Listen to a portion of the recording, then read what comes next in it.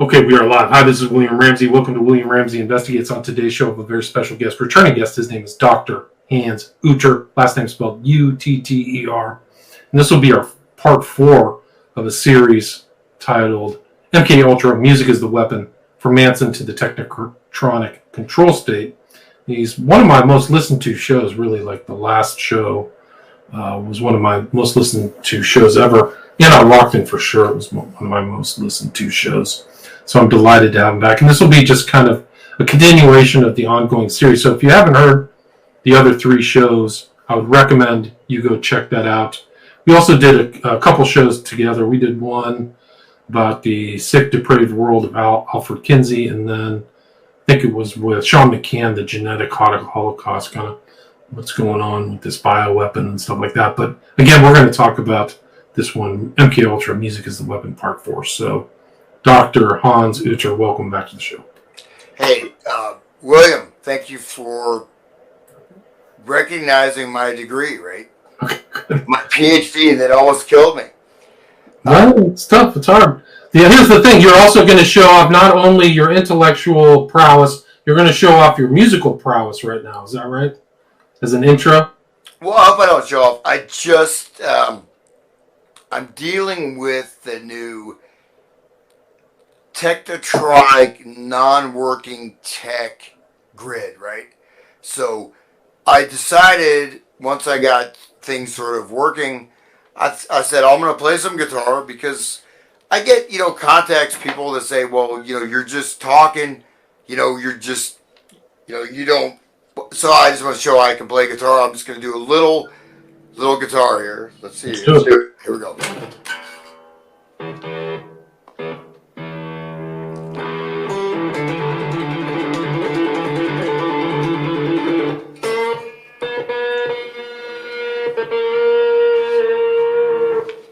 Sorry, a little cable issue.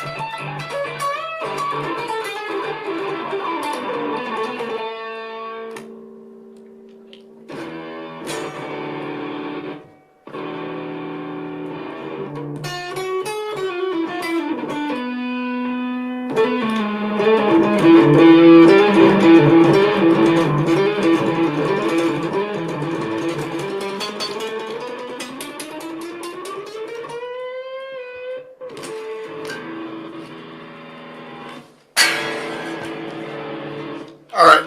Nice. All right. So there was little issues with the cable, right? Connection, signal connection, which is all this is about, right? Our connection of the signal to the output to our lives.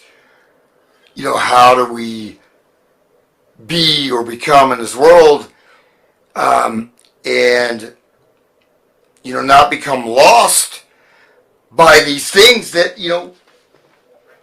that are created, constructed around us, without also losing what's valuable, right, in that. Right. So this whole history, so the deeper things, so I've got finally I'm going to put out these books. I've got my web designer, I'm going pro, right? Pro. Nice. Pro in the the Dreamtime world, right? So, those who are watching the video, the Magic Bus, Dreamtime, Escape in Virtual Reality. It's very hard to accept the fact that the whole serial killer phenomena was a direct outgrowth and, in fact, integrated centrally into the psychedelic 60s, right? Right. It was in a sense, the container field, right? The container field. And this container field, which is freedom, breaking of boundaries, right? So you have something new, you move forward to that, suddenly your life is different, right? And then you go to this radical stage of do what you want, do what thou wilt, right? The Crowleyan ideology seeps in. Do what thou wilt. That is the fundamental decision point where you cross over. Then you reach points of power, ecstasy, control, and then terror, violence, murder, destruction, and then repeat the cycle. This is the cycling we're on. This is the psychological MKUltra time capsule, right? That was finally successfully generated in the 1960s rock movement. It was attempted, it was rolled out at other times. You know, the jazz age, the flappers, right? This was a radical transformation of society. The same time you have this, this explosion of jazz music, you have the control of the songwriting industry. You know what I mean? With Tin Pan Alley, which is this literally a corporate, structure producing these hits, changing the language, changing the experience. You have the banning of alcohol. So having a drink at a bar, right? Imagine that's illegal, right? And how much you'd want to have a drink at a bar if it's illegal. It's forbidden. You're transgressing. You have the miniskirts. The miniskirts appeared in the 1920s, the jazz age. This was a rollout. All of these protocols, all of these understandings of culture and society were developed at least from, 1700s on. You can go back to Plato looking at music and construction of society. But in terms of actual implementation, the first real rollout was the jazz age. Okay? This was a radical intervention. You not only have this type of music, right, that is completely different rhythms, right? You have, this was a radical rewiring of the nervous system. Okay? Music relates to the nervous system. So from that, we go on in various reworkings. But the Magic Bus, which is those who are watching the video, the Magic Bus, Dreamtime, Escape, and Virtual Reality, it all leads to the same end point. So, just what I want to say is that in the 1960s, we have the full actualization of this. But you can look at the same model. Let's go back to the 1950s. All the kings of rock and roll, this radical reinvention of the family, of the self, of rhythm, and then it all died. It all died. Elvis is in the army, the Big Bopper, right? Pedophilia charges on various, this and that. I mean, deaths, right? In England. Mysterious car crashes. The day the music died. Bye Bye American Pie. That is a very important song to understand this whole operation. You listen to that deeply. This is an articulation of this. Okay? So, just to continue that space, the operations which were installed in humanity, at least into a certain segment of humanity that had a desire to escape, but B, a desire maybe to excel, to find meaning. Bring them up, bring them down, crash it, restart. So we're in the same control module. Okay? So that's why we didn't get into this before. I know I'm diving in deep. I'm not doing a lot of... No, but you're setting the background. That's the way it was. Like, this is the jazz age to the 50s to the 60s to the present, right? Yeah, but what is the actual desired outcome? How do we, in terms of directly proving this, how do you prove something so liquid or esoteric as culture, right?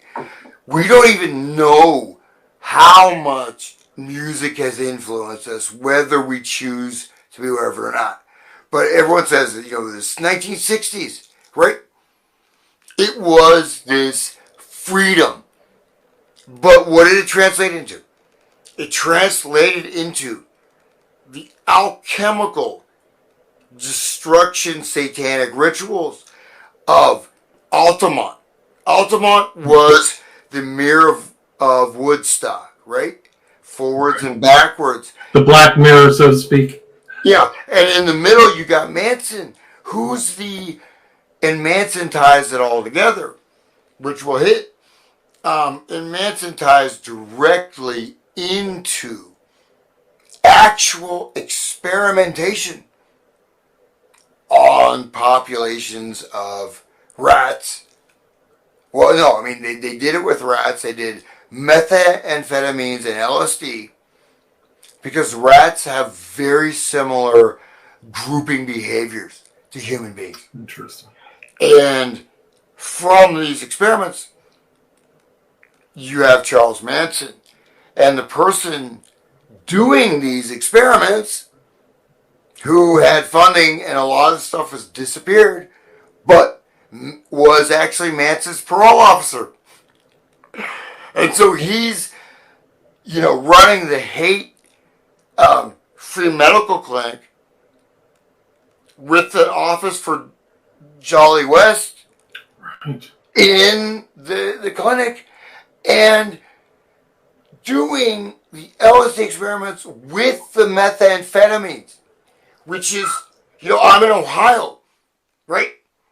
Ohio is the hell of methamphetamines, opioid addiction, right? It's on the slaughterhouse, so to speak, the targets. And what a boring place to live, right? But hey, I'm here. So, was the parole officer you're talking about, is that Roger Smith? Is that his name?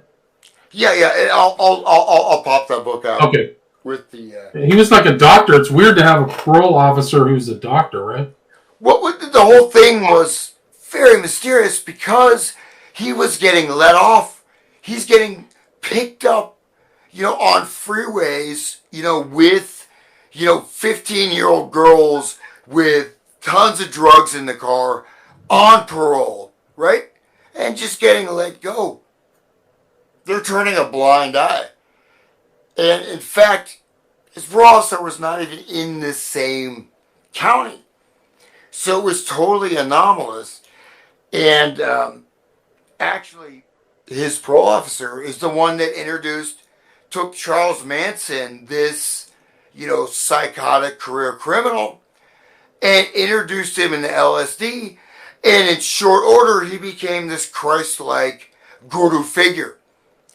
So his parole officer was the one that sort of, quote-unquote, alchemized Charles Manson. So that is, and we can go into lots of minutia, Laurel Canyon, blah, blah, blah. But Manson is the bridge from the love to the death, from the escape to the hell. And then back cycling that whole cycle again, which is a permanent trauma state, which is the fracturing of the human psyche into multiple compartmentalized segments, right, of DID mind control. So this is how and where this programming, not only of MKUltra, your Project Monarch, whatever, is disseminated into the mass culture. It's okay. And look at it like a spraying, right? So you got your plane flying above spraying a toxic agent. Everybody's going to get a different intake of that agent. Okay? Minor, major, blah, blah, blah. But the person locked into the airtight experimental cell in the laboratory is going to get a full implementation of that toxic agent. Right? I think that's But from that, you do derivative analysis. We go to Kurt Lewin, psychological topography. You can mathematically model the effect this is going to have on the population. Right? right. You got different spikes. Look at COVID. Great example. My neighbors are still jogging wearing masks, man. I know, it's crazy. It's still out there. They just declared it today. It was over, right?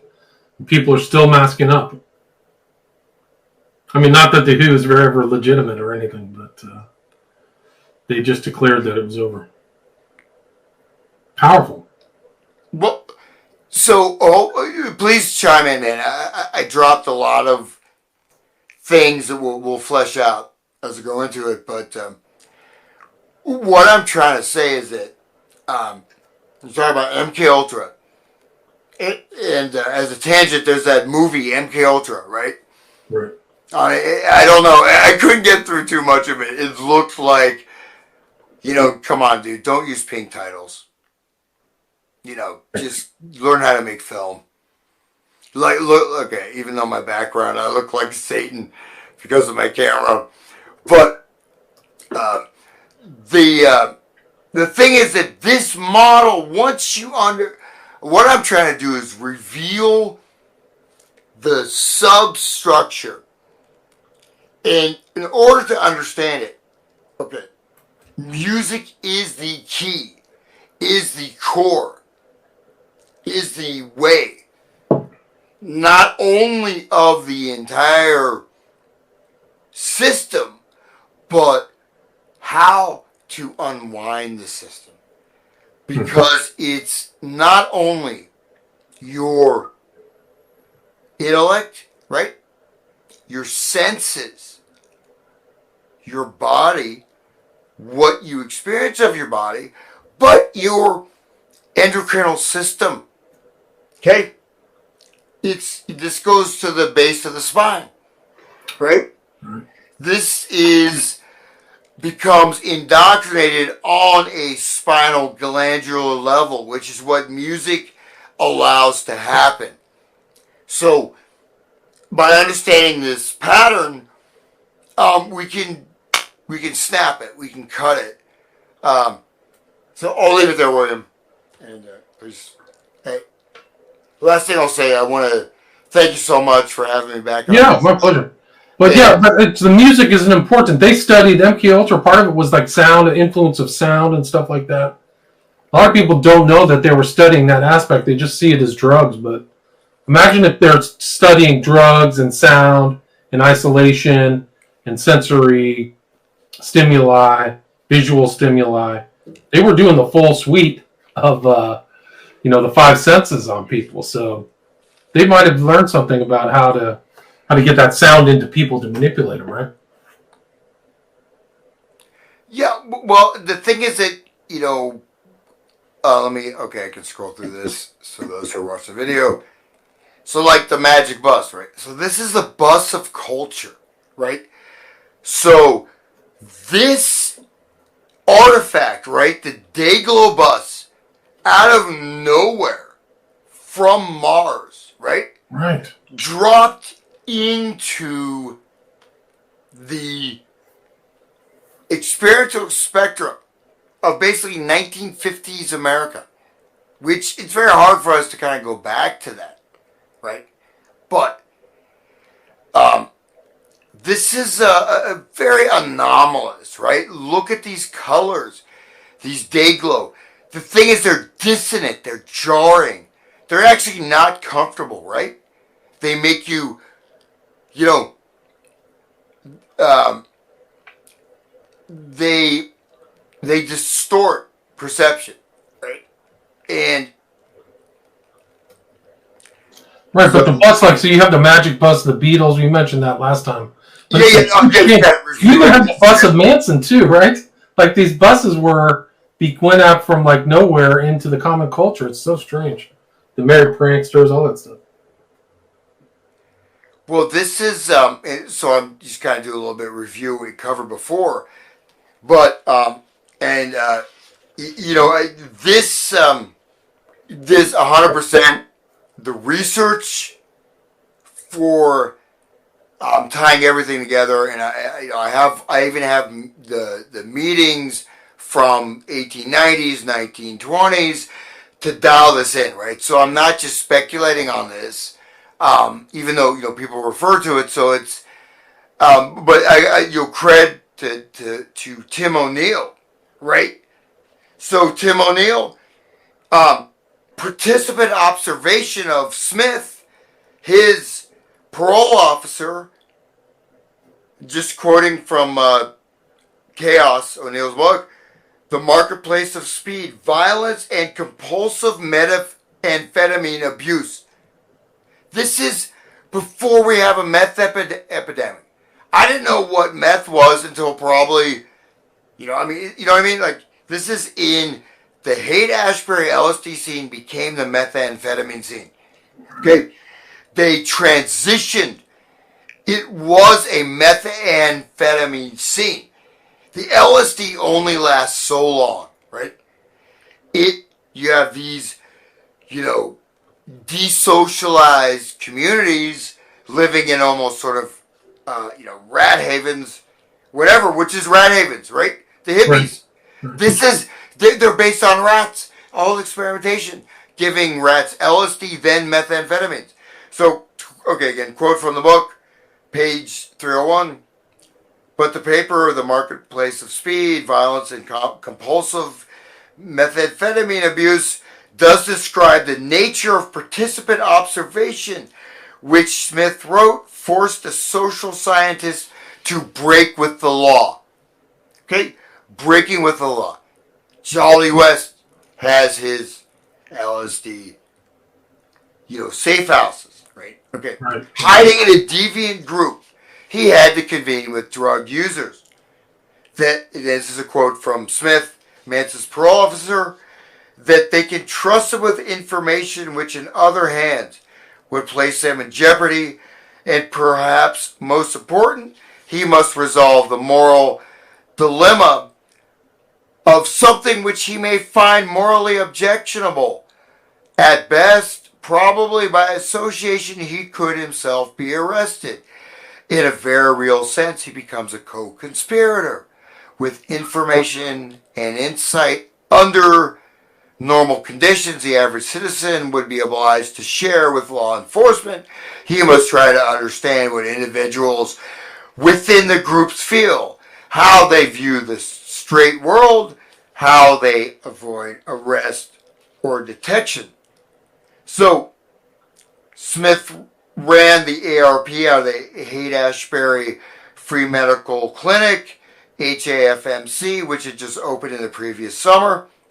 Soon he was spending so much time there that he made a proposition that his only parole client, instead of meeting with Manson in downtown San Francisco, where Smith had an office, why not just meet at the clinic? It was more convenient for both of them. And anyways, Manson and his girls had started to contract sexually transmitted diseases.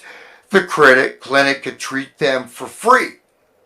So this guy that's developing and did all this research on group behavior, right? You feed a bunch of rats LSD. Eventually, they start going insane. They start killing each other. One rat becomes the king rat. Wow. So they knew that. So they studied that, huh? No, they actually did these experiments.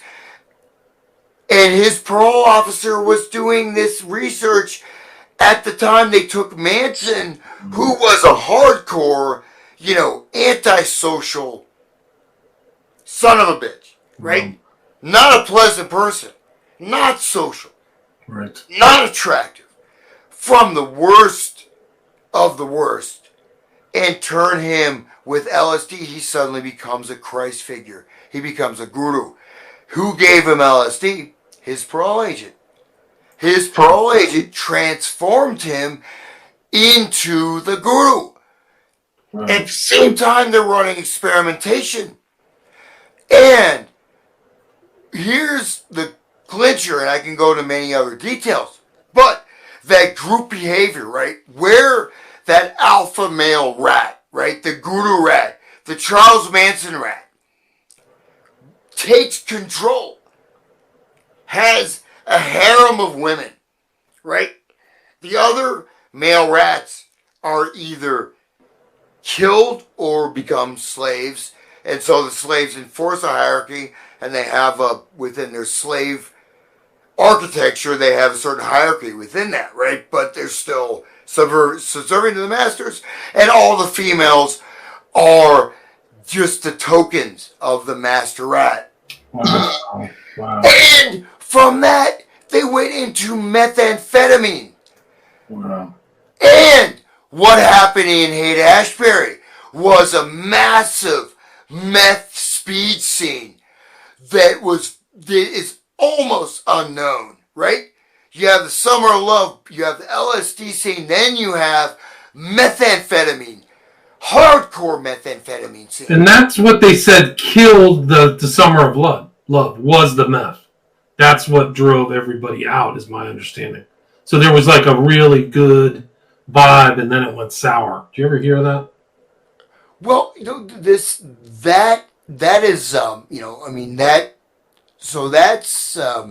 that's sort of. I'm gonna bring up something. This is an really fascinating documentary you can find on archive.org, but it's about Summer of Love and meth, just exactly what you're talking about. And it has these characters in them. People go crazy. This is the actual clinic. Man, this is it. Thank you, William. You can't hear any of that audio? I'm not getting any sound from... Any sound. All right, let me try it again. Flip your plane. Check 1, 2, check. It's not coming through, huh? No, it's totally silent. Wow, weird. But this is it. This is Haight-Ashbury. This is David Smith right here. This is him. That's Manson's parole officer who was doing this experimentation. Where the meth came from. That's David E. Smith, M.D. And then there's like Frederick Myers shows up. So all these characters are around. I don't know who this guy is. But look at these things. Oh, man, I wish I could hear it. Can you hear it on your end? Man, I want to hear this. Can you do share sound? I don't know. I don't know why it's not working. It should come through. So I don't know why. Let's try. But this is the whole bit. It goes in. There's some other doctors. Roger Smith this is the guy in 925. This is the guy. I think that this is the guy who gave this stuff to Manson. Well, dude, this is Manson's parole officer who got him out of so many legal jams, who created Charles Manson. You have a career criminal, a hardcore, street thug, basically, right? Mm-hmm. And then you have him transform into this god of the counterculture, right? Right, just a legendary figure, almost kind of like came from nowhere, but like somebody with an incredible cultural impact too, right? Well, no, he knew everybody, right? Yeah. I mean, look at the Tate LaBianca. He's hanging out with these people. He's hanging out with Brian Wilson. Everybody denied him, he knew everybody. Yeah. Man, I gotta fix my lighting. This is Let me try this again. Let me see if I can play this again. Okay, go ahead and try to play it. There you go. Okay. Present, share screen. Okay. My girlfriend at that time gave me my first hit of speed. And the people that I hung around with then, they all liked speed, and we all did a lot of speed then. We had one of my friends was a dealer, and he'd bring ounces at a time, and we'd hit that. And I used to hit about once a week or sometimes twice a week. And I continued all during the summer using speed. We all did. And something happened, and a friend of mine almost died from speed. He overamped, and he couldn't breathe, and his heart was just going at a rapid rate, and so that scared a lot of us. And we all quit speed, but then some started again. It is my feeling that every high school has its colony of kids who are still active students, but who are so far along into the abuse pattern that they are destined certainly to wind up in a place like the Haight-Ashbury. A speed user does not function in his social environment very long. The home is the last place where he can function. That's all Haight-Ashbury, yeah. In our experience, there seems to be no particular type of individual who gets involved in the speed scene. And speed users range all the way from ghetto people to very upper class individuals. I would say that perhaps the majority of kids who are down here in the Haight-Ashbury using speed come from middle class backgrounds. One of the things that we've been interested in looking at is the whole lifestyle of people who become involved in the drug and kinds of things that they have to go through in order to buy the drug. On the lower levels, we have such things as working the meat rack, or for boys, they might cater to male homosexuals. A girl may occasionally turn a trick or prostitute herself. Some of the lower level speed users will attempt to maintain their habit by dealing small Amphetamines produces very serious physical problems. The injection of amphetamine produces hepatitis. One sees abscesses at the injection site. In addition, malnutrition, skin problems, and a whole variety of other very serious physical problems. In general, the physical and psychiatric damage done by compulsive use of amphetamines is much greater than that with marijuana and LSD put together. Well, as she was lately doing concentrate solutions. So this is kind of like classic two-faced things that an intelligence group would do. This is for your health. We're here for your health. But the whole time they're studying these people, right? They're garnering information, how to manipulate them, all that other stuff. Well, I think that the Manson thing is really, all There's your rats right here. Look at this. That's the rats. We've studied the effects of amphetamine on mice. At high dosages, amphetamine produces death by convulsion. However, at lower dosages, when the mice are in groups, death also can result in many of the animals, primarily because they become violent, aggressive, fight, inflict wounds, and literally kill each other. Normally, mice get along quite well in group situations. Almost no other drug produces this violent interaction. The mice studies were a cover, though, for the rat studies. Drugs are not taken just in the teenage. It just goes right back from the mice killing each other to this guy. Wow, this is amazing. This is amazing. Well, here's the thing, though. The mice studies, right, were cover for the rat studies, which is hierarchical, social, relationship, societal transformation. But the mice stuff is absolutely relevant. Keep playing this, man. This is direct evidence. This is history right here. It's all Haight, all San Francisco. Pursuit ghetto like the Haight-Ashbury. It is interesting to see kind of the background, people walking around clean cut. They haven't quite, the full 60s effect hasn't quite hit them yet. Come on,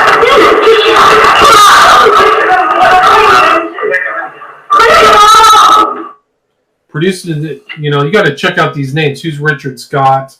Who are these? And Roger Smith Roger Smith took Manson, right? So we could just show the Roger Smith stuff in this video. This is, again, let's, Manson, career, we all know Manson's background. We have to flesh it out, but career criminal, whatever, foster homes, this and that, but he was a hardcore street rat, right? Yeah, no doubt. Roger Smith. Mother was a prostitute, yeah. Roger Smith, the guy in this movie, who was a graduate student at UCLA, right, became his parole officer, founded the hate-free clinic where Jolly West had an office, where Jolly West was running his observational portholes into the 1960s scene, and he did LSD therapy with Charles Manson. He transformed, literally. So the Manson, okay, he looked like he looked. He had some music skills, right? He could sing, he could play guitar. Okay, those were pre-existing. He was a thug, right? He was somebody you wouldn't want to meet at any time, right? You meet him, you want to get away from him, or else he's going to manipulate you. Constantly doing low-level crimes, check kiting, stealing, anything, yeah. But he also had a very sociopathic personality, right? He had an ideal personality for this role. He was good-looking, and he was what? He was older than the 60 generation, but this is happening in real time. This is not like years out, but they may have tracked Manson.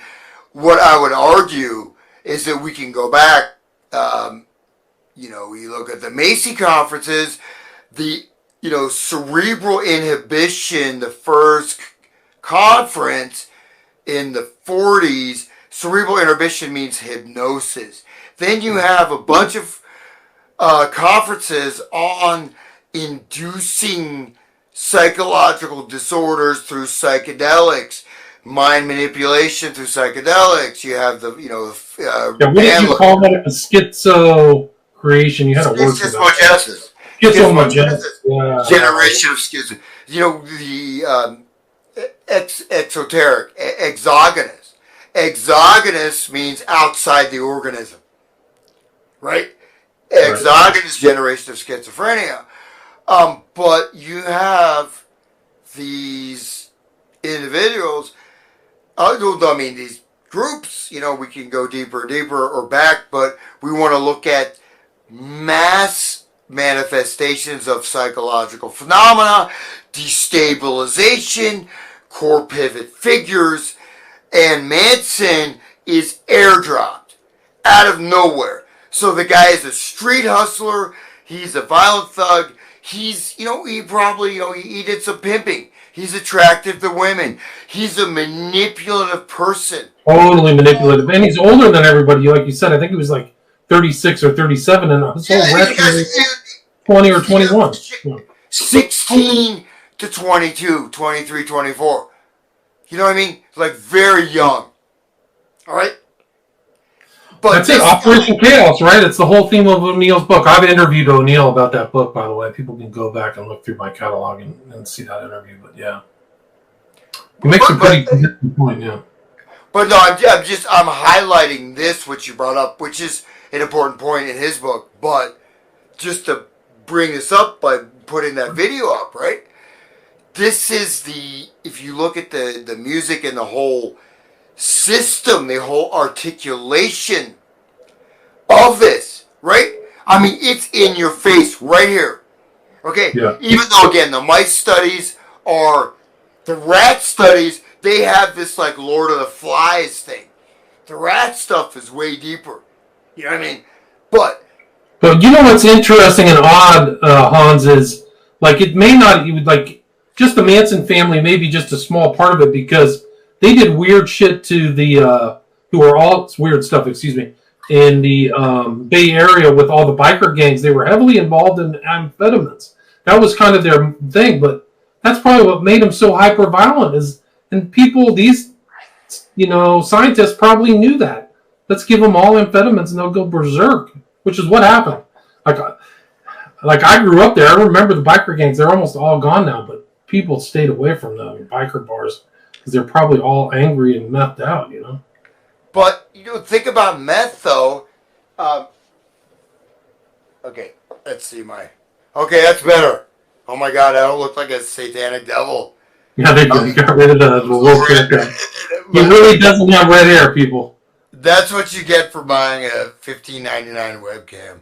Even though I have like a... We were joking in the pre-show that Hans had drank too much Bud Light. He got his marauding the local Walmart for cheap Bud Light. Yeah. I'm woke, man. I'll be any gender you want. I mean, I was, I was, pretty successful in the academic field, but at a certain point, it was either I'm going to get the boutique position or I'm going to just keep doing this, whatever, visiting this and that. So I literally, I was going to take on a transgender identity. Hansi, you can job forever. They'll shoot you straight up to tenure with that. I really look like this. I look like the worst nightmare of like the whatever in the boarding school who's beating you with the rolling pin. But anyways, so this because O'Neill got these documents. So we're looking, a lot of people, it's easy to make a claim, right? It's, you have a warrant, a claim, you have your evidence, and things, you can intuit. But here we see this guy who has no positioning to be a parole officer, right? He's a graduate. Everything you just said in this lecture is right here. It's right here. His name, the mice, the whole bit. But the meth scene, how many people, meth, it was not something that I knew, like Breaking Bad, right? How much anybody thought about meth. Now, meth hit our culture hardcore, you see all the, the videos or all the pictures of before and after meth addicts. But meth is what? Would you help me out with Ramsey? I'd say like 2010, 2015, we have Breaking Bad. But before that, who knew about meth? You have cocaine, you have this, you never heard about meth. No, it wasn't a popular drug. Nobody talked about meth. People talked about weed or maybe MDMA or something like that, but meth, not in my social group. Maybe other social groups. I don't think it was a common. Right? What's that? Even in mass culture, you don't have any knowledge of meth, right? I didn't know. Look at Breaking Bad, the HBO documentary, right? And the meth eruptions. Okay, so I don't, I don't have the facts in front of me, but there was a point where meth kind of dropped into American culture, where it was an epidemic. Oklahoma, Utah, blah blah blah. But before that, it wasn't there. You didn't hear about it. You hear about all kinds of crazy drugs, right? Ketamine, this, that, meth. It wasn't really there as part of a drug culture, or even part of a social culture, or part of a media culture. But the experimentation done by Roger Smith with Manson in Haight-Ashbury rolled out the whole thing. Then you have meth culture airdropped. When I say airdropped, what I mean is that it suddenly has a presence in the media. It's suddenly there, right? So Breaking Bad I think is a great entry point to see meth. I don't, off the top of my head, I don't know when Breaking Bad came out. I could probably find out, but I don't know. You look it up. But look, they did this whole thing of psychedelics, right? 2008 to 2013. Okay, 2013. So I say like 2010-ish. So this is a long, long journey from Haight-Ashbury to meth coming back into American culture, is it not? We can look at crack cocaine. We can look at heroin. We can look whatever. You know what I'm saying? You follow me, right? Yeah, 100%. But the research was done and implemented and long scale. Right. Like Haight-Ashbury was just a big petri dish for these guys, all walking around studying and garnering information, going back to the university with all their info. It's very strange. Like, imagine being in Haight-Ashbury and not knowing that these kind of sinister behavioral scientists, psychologists, psychiatrists are around studying you, you know. Now, Jolly West took like 1,000 case studies of individual, they called hippies back then, you know. So he had like their background, how they became hippies, how they became homeless, all that other stuff. Really studying in detail with a lot of other doctoral students as well. Like, it was a huge operation. I think it was funded. I mean, the funding is probably very strange, but it was funded to the tune of like $30,000, which back then was real money. Well, I don't know if we talked about this on a show or just in private conversation, but you brought this up, which is something I've tried to highlight also, is that MKUltra, right? So there are a lot of programs, you know, or a lot of research or, you know, interventions based on individuals. You brought this up, which really was so important, and I just want to foreground this or highlight it. Let me underscore it. That's a great word. No one uses that word anymore. Underscore. Let me underscore this. Is that MKUltra was a cultural endeavor. It is a group modeling thing.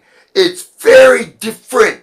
You want to generate a particular aberrant behavior in an individual, or you want to have certain individuals controlled that can be triggered with certain words, you know, within the, you know, the matrix of the, you know, the various DID, you know, persona grids, which, you know, that's one thing. But socially, you're throwing something, you're dropping a rock into a pool, right? You are putting something into a larger system. It's system dynamics. It's very different. It's connected, but it's very, very different. Okay? You're looking at system dynamics. You're generating systematic behavior, which is what the rat studies were, with Manson as the head rat, the chief rat. And we're looking right in our faces of this evidence. You have Owsley. And I have a huge bunch of audio clips. We can listen to Owsley, you know, military intelligence guy who was a chemist, also designing sound systems for the Grateful Dead, as well as being the #1 LSD producer, you know, with, you know, classified intel background at the same time. Where the stuff came from. How did it manifest? Did it come from the sky? How do you shift from peace and love to suddenly methamphetamine? Which I want to, you know, underscore this. I want to like cut to the chase that people realize this, that our cultural awareness, you know, if you're my age, you know, I just turned 22 years old. I'm young, looking for love. No, just kidding. But meth, I never heard about meth. I knew about lots of different drugs. I was in the music scene. Meth really, you know, it was not even a presence, but crack was there. Crack, this, that, speedball, you know, blah, blah, blah. Where meth airdropped from into our culture. But it was researched and studied in Haight-Ashbury as part of the Summer of Love, right? It's the same. That's what I'm trying to say. I'm trying to clarify what I'm trying to elucidate. So you can look at the individual operant conditioning cycle, right? Pleasure, pain, torture, gain, freedom, submission, distortion, remission, clarity, darkness, whatever polarities of that cycle of the individual mind control programming sequence, which we see exemplified in the serial killers, right? That's an individual deep level mind control sequencing. Okay, this is much deeper level. You're looking at a group spectrum. Shock, antecedent. 1950s rock dies. Right, it literally died in 1959. They're arrested. You have the plane crash. The day the music died. We should maybe listen to that. John McLean. You have that. Then you have a little gateway period of just totally cheesy teen rock, kids music, really sappy, music. Maybe some good music, but there's no rock. That energy is totally gone. Suddenly, boom, it hits. You got the Beatles. JFK assassinated. Oops. Okay, that's okay. Okay, so you got JFK assassinated. You have that trauma trigger. You have that break. You also have that. I went back to what we started with. I'm a little puppet, right? That children's music priming the nervous system. Okay, so again, you have a vector behavior. You don't have a single. You're not looking at a single target. You're looking at a diffused, targeted space with complex variables, psychological topology. Okay, Beatles, blah, blah, blah. We go through the whole thing. It took place in how many years? 1963, 1967, 1970, you got Altamont. This whole chapter is closed. It's done. It's finished. It's set in stone. You have Innocence. The great American trauma. You have the Beatles flying in. You have, stage photos of that. Because you've had rock, 1950s rock was basically done for, right? All of the major artists, it was gone. It was, boom, it was a brick wall. Including, people dying, right? People died. People were in jail. People were whatever.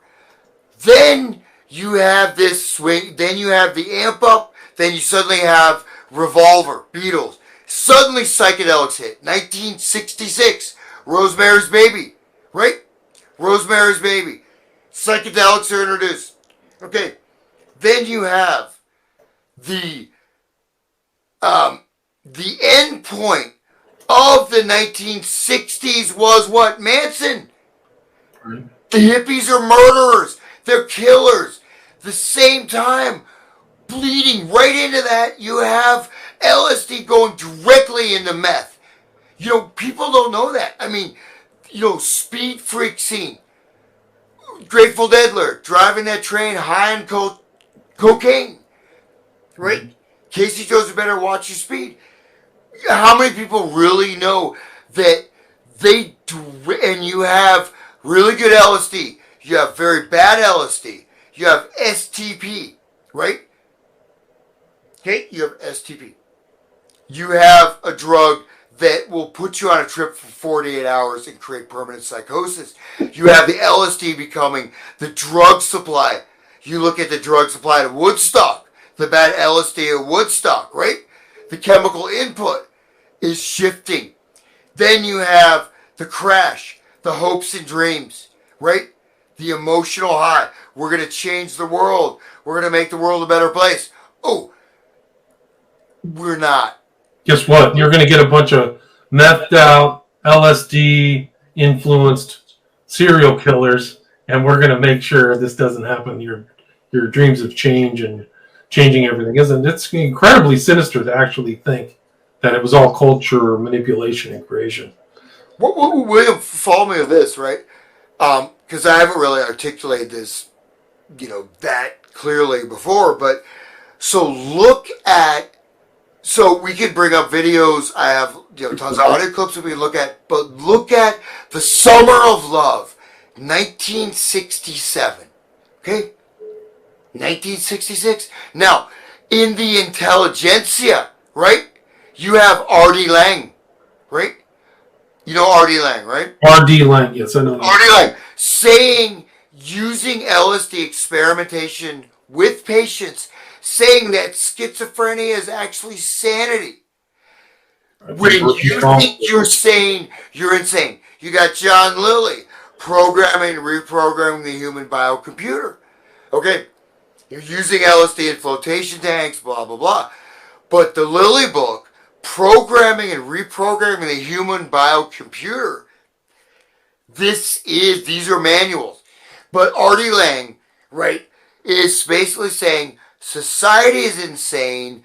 The ones that are mad, schizophrenia is actually sanity. And here's the way to do it. Take LSD. This is like 1963. Rewind a little bit, Aldous Huxley. Rewind a little bit to the Beats. Blah, blah, blah. But, you know what I mean? But, there it is. In the human biocomputer. Here, Lilly documents both the methods and results of his famous experiments with expanding the mind's metaprogramming power with LSD and sensory deprivation. It's all there. That's it, and here's Lang. Experience of psychosis. Crazy. That guy was a piece of work. Politics of Experience. What did he write? What's his books? He wrote a lot. The Divide itself is like his, that, I've got a rare lecture or a presentation of Allen Ginsberg, R.D. Lang, I think it's Bateson also, on sanity. Sanity is insanity. Insanity is sanity. Okay? That's crazy. The doors of perception, right? Sanity and madness. So 1965. Okay? So when was LSD airdropped into, you have intelligentsia aware of psychedelics, right? Right. Not, even your middle class fodder, your 18, 19-year-old college student doesn't know F all about this stuff. It wasn't popularized, but I think there were actually conferences, like psychiatric conferences about LSD in the 50s. So that's the Macy conferences. That's what I'm saying. Well, that's Macy doing. So those are not even, so they have a first sequence of conferences of psychedelics developing, creating insanity, creating psychosis, all this stuff. They're not even on the website. You can find pictures of the hard copy versions of those conferences. Then what you can actually find is psychedelics and therapy. Psychedelics and healing psychedelics and that. But they did a big series starting from cerebral inhibition in the early, very early 1940s. Cerebral inhibition meaning hypnosis. Cybernetics came from Macy conferences. AI came from Macy conferences. The Technotronic control grid is directly linked with the Macy conferences. They developed that. But anyways, so these things, you can't find these, man. I mean, they used to be even available. The prices shot up a lot. You're looking like $1,200, $1,800, $10,000, and now you can't even find them online. Except for there's a few places you can see the actual pictures. Right, you see the pictures, but the prices are out or not available, all that other stuff. Well, but no, they've been erased. The stuff on the schismogenesis. They were called, the original name of psychedelic drugs was Schismogenesis stuff, right? Psychedelic they're called schismogenic. They were. I mean, okay. I just lost the actual term. But those schizophrenogens, psychedelic drugs were called. They were titled in the late 40s to the mid 50s as schizophrenogens, generating schizophrenia. Psychedelic came in later. You can see those missing conferences, and then you see the conferences. You look up Macy conferences, psychedelics and healing, blah blah blah. But this was the intricate modeling of the system, right? But go ahead, William. I talked. Well, I'm just saying, like, it's just incredible that all this stuff is like, most of the stuff people, I would say, myself included, would think that a lot of the creation of the 60s was organic, not driven by social engineers. But I think it's just the opposite. I don't think it was very organic at all. I think people were guiding everything, from the Dead to so many of these people, whether it's Leary, who was definitely working for the human ecology. All these people were getting money from the CIA. So it was a total, you want to talk about the scariest aspect of MKUltra, like you just mentioned, it's not just the individual manipulation, it's the entire cultural manipulation. The entire civilization being manipulated is really where you're into kind of nightmare territory. Because so many people were injured, damaged in the 60s. So many people literally went schizophrenic. They went crazy from the drugs, like they knew. So the intentional application of that, Operation Chaos or whatever, is really far more terrifying than just like one person going insane or using drugs or something like that. Well, yeah, of course, the story, right? The person who thinks they can fly, jumping off the building. Tons. Right? Yeah. But, well, think of the irresponsibility of that. If you were one of these doctors or smart guys, Smith or West, and they knew that this was the effect, but this stuff was implemented with their expertise. Like, I don't know how active some of these psychiatrists really were. They were just the researchers doing the research. Imagine the person behind them who says, okay, we know the research. We know that meth will drive these people crazy. Let's put it all out. Let's get as much meth into the American population as possible. Make it palatable. Make it worthwhile. It even goes into, like you mentioned, the crack epidemic. How much of that was... I mean, we know the CIA was bringing the stuff in. Not just bringing the stuff in, Hans. It's knowing what the effect is before they bring the stuff in. So it's not just the money making. They just know what's happening. Or you could even do that for the kill shot they just administered to everybody. They knew beforehand what the effect would be. No, absolutely, man. And the thing is that I'm trying, like this, it's one thing to say it, right? And I do, maybe it's my latent sort of academic self that still resides here in this body, right? This, I wanted to be Jerry, and I became extremely hairy. Okay, no. But what was your academic expertise? Sociology? No. I did ethnomusicology, but I was able to cover every level of culture, everything from economics to philosophy to perception to cognition. This is what I actually came up with a whole new model, which still no one has touched. That conspiracy stuff. When I started sort of delving into this realm, I apply it. So it's sort of a multi-frame level where, though, you keep your empirical data, but you can look at it from different perspectives, right, without losing your sense. I mean, I think that's very important because what has been deployed is multi-layered, is multi-leveled. But, but you can always, maybe it's not a good thing, but the fact is that, by understanding this, and that's what I'm kind of trying to, move towards a little bit, is showing that, the music itself, right, as really being sort of a carrier wave for this cultural transformation. It's a carrier wave, right? It's something that influenced different people at different levels. But the effects now we cannot deny.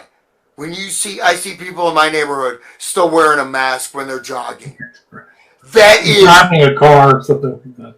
No, seriously, man. What do you think of that? That is, there you go.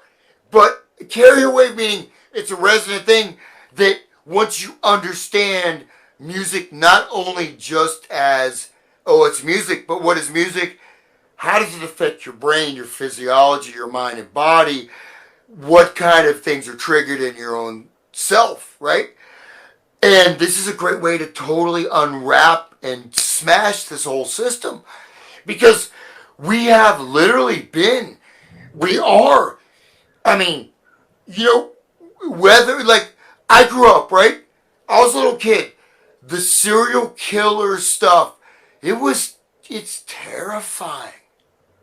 It was, unless you grew up in that era, because that stuff, we have our mass shootings, right? That's different. That's a 1 point. The serial killer stuff, there's so many of these things. From the Zodiac, Charles Manson being the first initialization of the LSD to meth psychosis drug trip that was implanted on the rats. How do you instill a meth psychosis on a general population that is still, your average person is not even going to take drugs. They're not going to take meth. They don't even know what meth is. They're not going to take LSD. But fear, joy, fear, crash, fear, this, that, So maybe you can articulate that. Hopefully, you follow what I'm saying, right? Absolutely, yeah. Is that this is biochemical.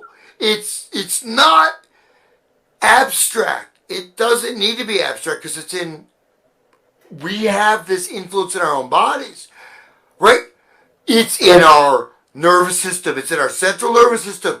You can change it. You can decrease it, but all of us, as I mentioned, that dispersed sort of cloud, helicopter dropping out little pellets. Certain people are going to get more dose.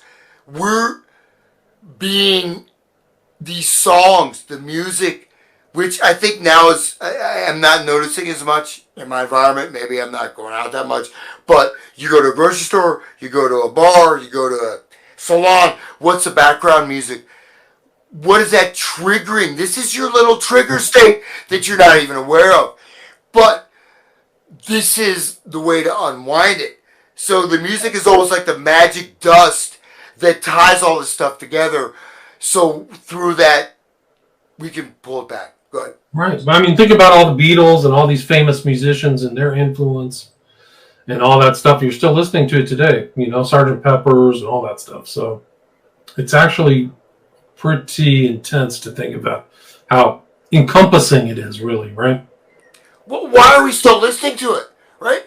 So, I used to, when I was a little kid, right, to hear psychedelic music, 60s music. I used to listen to the show. I was like, because I was doing 8, 9 years old, called Psychedelic Sunday with Russell Carey, right? That's the only place you could hear this psychedelic music in the height of the corporate rock era. You couldn't, there was no term classic rock. There was not classic rock. A lot of this stuff was totally forgotten. It was not put on a pedestal. Okay? It was not, because never in the past had a past music usurped the present music culture. Right. It was a revolution, right? Truly revolutionary. These are subtle things. People talk about, Mandela effect, whatever, but Mandela effect is making us forget this.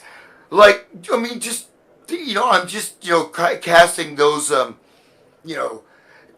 older people or younger people, but, we lose our ground of what the cultural space was like, right? What the Muzak was like. Muzak used to be like you know, just like super cheesy. Now we're surrounded by different genres, different things, different song types, different, you know, and in some places it's a race, but you know, gas station. But these are, you know, they basically what I'm making this. It's called, you know, you've heard of the cosmic egg. Okay, the cosmic egg is a model. It's a reality model. The cosmic egg. So, the cosmic egg sort of, okay, you go back to the religious meaning, esoteric meaning, whatever, but it's an all-encompassing space, right, of everything. And this is what we are shunted into, and what, like, bringing up that amazing video of the rat experiments with Roger Smith, who was Manson's parole officer, who took him from a hardcore street thug and made him into a guru and deployed him as an asset, and going from the peace and love to Rosemary's Baby to Roman Polanski's house to Right. serial killer phenomena to the closure, and then wash, rinse, and repeat. We're in the same cycle. That's what I'm saying. So it's. But we don't even know how many people the Manson family really killed. Like how sick and depraved you really got. Like there were other like there were people in Venice who died and all this stuff like that. We know the famous kind of people, right? The Tate LaBianca stuff, but they were on a tear. It's really crazy.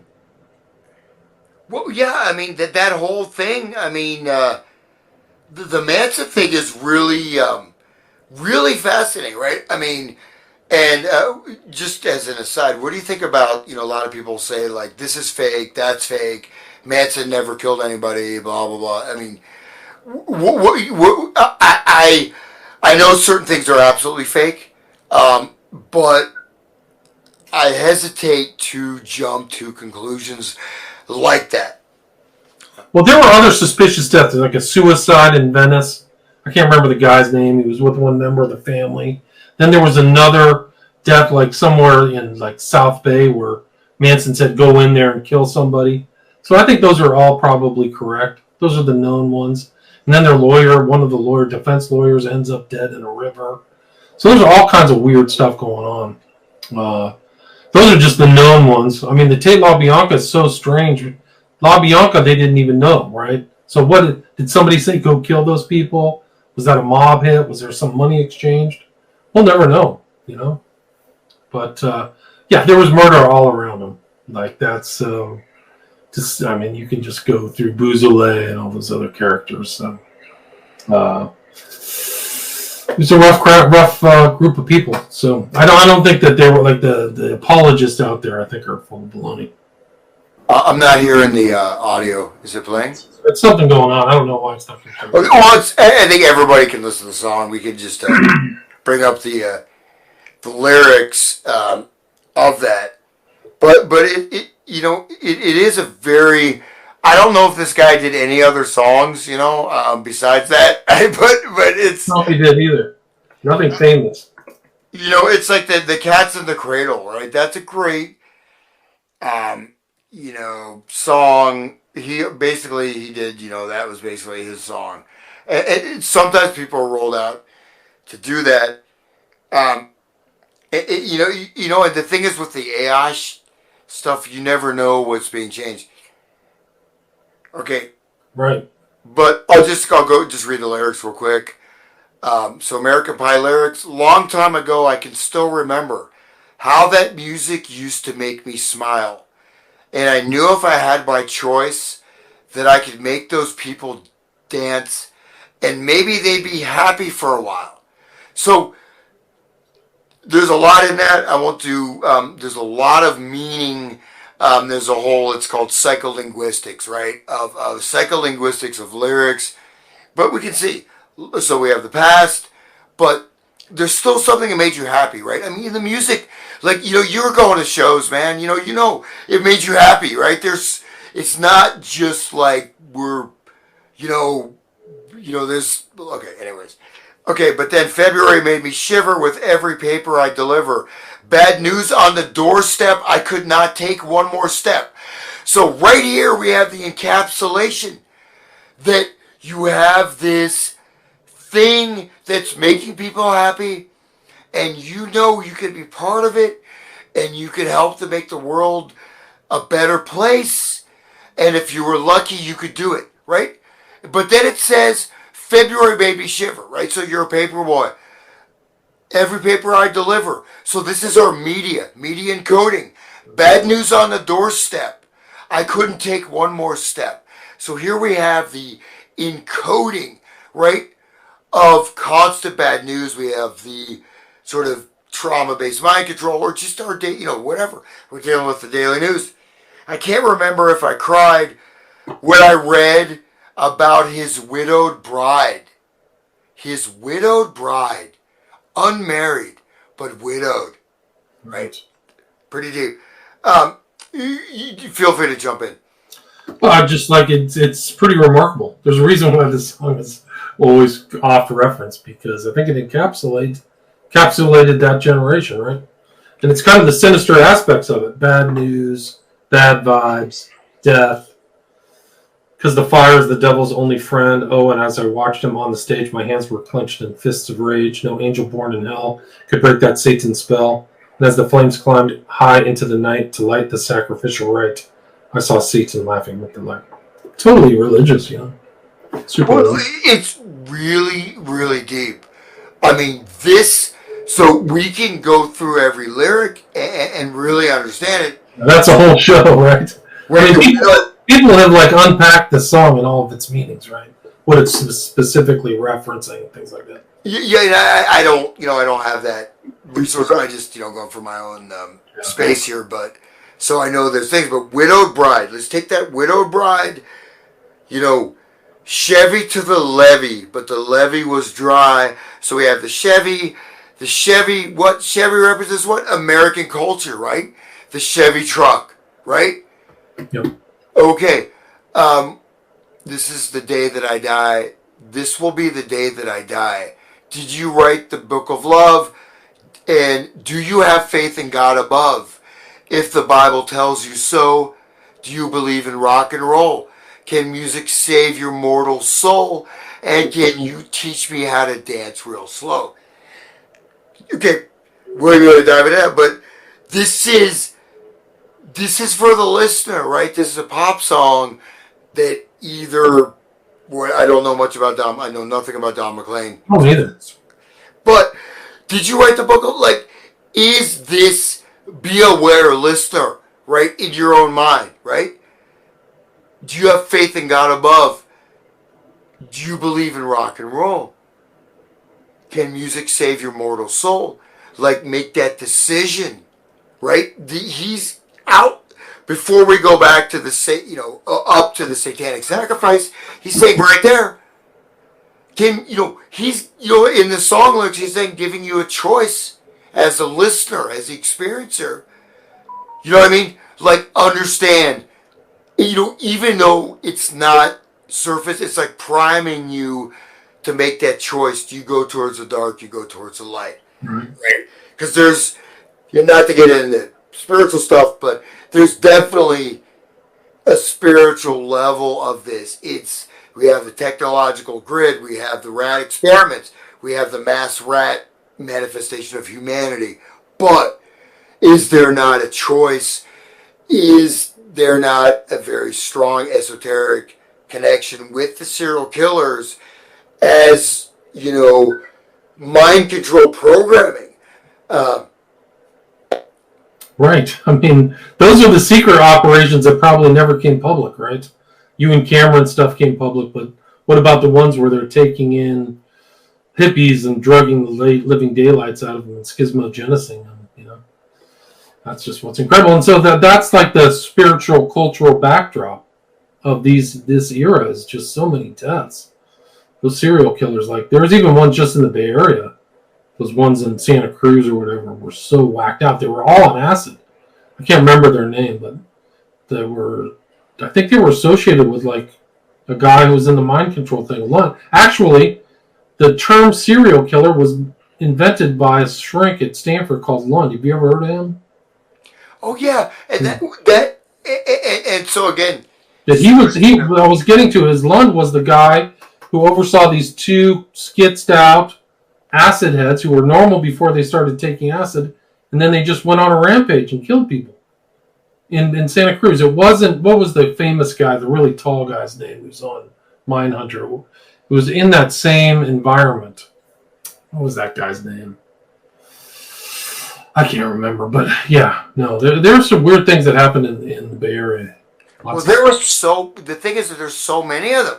Yeah. Like, you know, you of course the Night Stalker, the Zodiac Killer, and I'm thinking of the, oh my God, well, there's so It wasn't Kemper. them, you know, I mean, and there were major, you know, figures, and there's, you know, hundreds. Have you ever heard of this guy? It wasn't Kemper. It was the guy, John Linley Frazier. No, I haven't. No. Now, John Linley Frazier and this other guy, and Herbert Mullen, he was most likely to succeed, did a bunch of acid and started killing people. Went crazy. He was a classic like story of this whole thing in Santa Cruz. From 1970 to 1973, one was Manson. 72? When was it? 69? When was Manson? 69. Right around that time. So the cult, like, when did they do other? When was the Tate killings? Well, you know, you got that thing at, you know, University of Michigan, right? That was like a very similar thing, and actually much more intense if you look at the whole spectrum than the Manson, but right at the same time of Manson. And it's the same type of thing. You know, all-American boy, clean cut, killer. Look at this guy. Look what they did to this dude. Frazier, he was instructed by God to kill people. And this is a literal picture of the dude. This is unbelievable. Well, dude, I'm going to throw this out at you, right? Okay. Telling you what the level this stuff operates on, right? It's like you get a toxin or you get an implant, you get a certain register of it. American Pie, he's talking about serial killers directly in that song. The voice of God, right? This is the voice of God.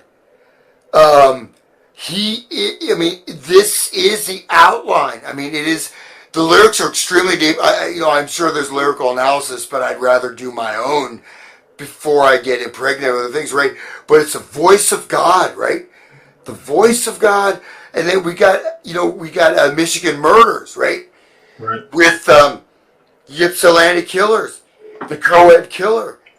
Right at the same 19-year-old Eastern Michigan student killed.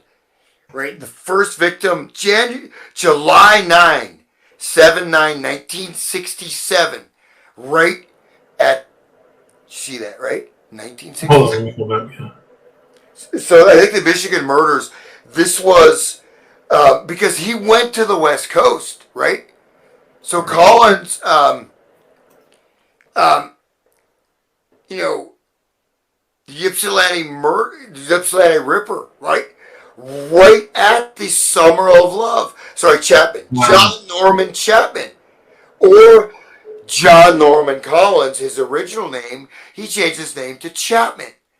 Who met Chapman, right? That sounds familiar to somebody. Wow, it's totally normal looking. Jeez, there he is. But he did these vicious occult killings, dismemberment stuff of bodies found around, and just kept going. And these were really nothing even remotely like this had ever occurred. But he went to the West Coast, and that's a bad picture, right? I mean, he was like handsome football star quarterback. I think that's a photoshopped picture, because the pictures at least I saw was he was, but very, charismatic, but he was connected with the police. But right at the Summer of Love, this is going on. Right at the same time, and then the whole story when he finally got arrested it never came out. Why? Because of Manson, right? Wow. Exact same time. Yeah, that's him. Yeah. Ron Norman Collins. Wow. And really brutal murder, rapes in weird locations, esoteric shit, and the full story's not totally out, but that's right. I mean, at least to my knowledge, I would, okay, you've got a few outliers, whatever, Jack the Ripper, you've got the guy at the Chicago World's Fair, and you got a few, but really the serial killer thing, in my mind, Manson inaugurated it, but as a psychic phenomena. This is the LSD meth brain fry interaction. Okay? That's what I'm... Okay. But Collins, I think, was really important in this whole thing, but he kind of forgotten. I know you're from out there already, but... I'm trying to find this one picture of Charles Manson. It is so weird. Have you ever seen the picture of Manson with half of his head shaved? I have not. Yeah, it's somewhere around here. Just give me a second. I'll be right back. Okay. Well, I got to wrap it up pretty soon. I'm supposed to pop on another stream. Oh, okay. I just said, yeah. I mean, if you want to just let people know, we'll have to do another show and finish everything. We didn't even make it through your. We didn't even make it through. We didn't get through like 2 sides. You know how many books I got? I thought I would have enough material. I brought all these books. We didn't. Yeah. We've done 90 minutes, so we've got through a lot of stuff. That we'll have to. We could probably just go through that whole documentary again. But Hans, where can people find you and your website and social media? Okay, so all being linked. I've got a new web host. I've got a guy in India who's going to build my website. So hansutter.com, musicmindcontrol.wordpress.com, which will be reverted over there.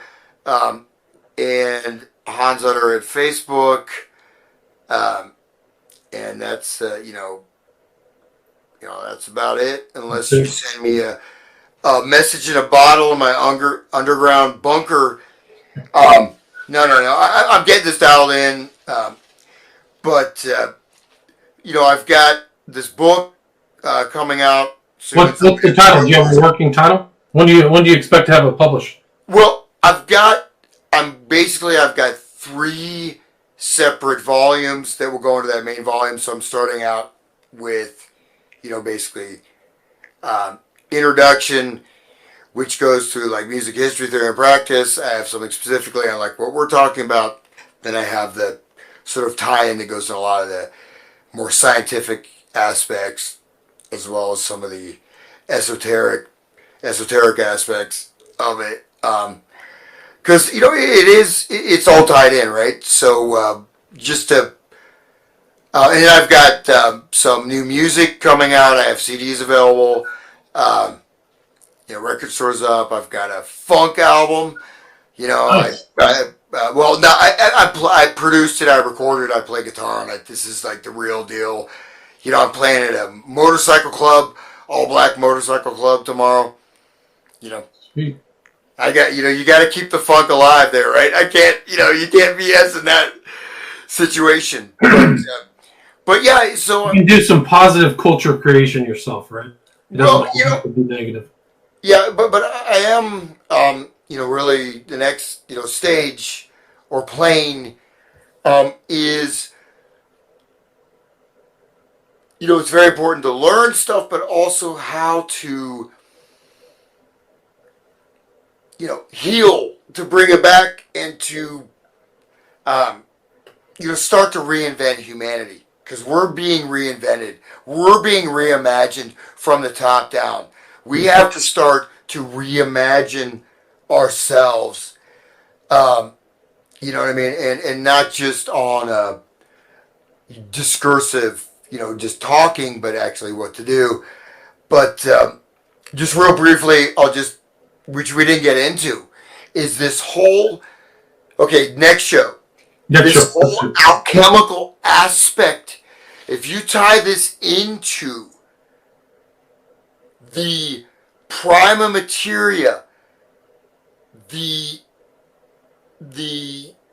process of cultural alchemy, you can relate all of these stages to what we're discussing, and then what's very important is to integrate, which people probably don't want to do because it sucks, but is that they set the cycle and it's being just reloaded. Reloaded again, right? In the same time capsule, right? Solvent coagula, right? Yeah, but also as it keeps going down and down and down, it penetrates the different levels. So I did a show Sunday. Some people I sort of disagree with certain points, but I said that the integration of the sort of the AI, right? AI mind control grid. It's kind of already happening. Okay, we're already into it. Novo Hawari, which I found out yesterday, basically said the same thing. We're already in that control of the AI. It knows us better than we know ourselves. Mm-hmm. What I'm saying by that is that there's a big psychological aspect of this that we can unwind. And okay. Anyways, thank you, man. And thank you. I gotta run again. It's Hans Uter, and this is part 4 in MKUltra. Music is the weapon from Manson to the Technotronic control state. Thanks so much for your time. All right, take care. Stay there,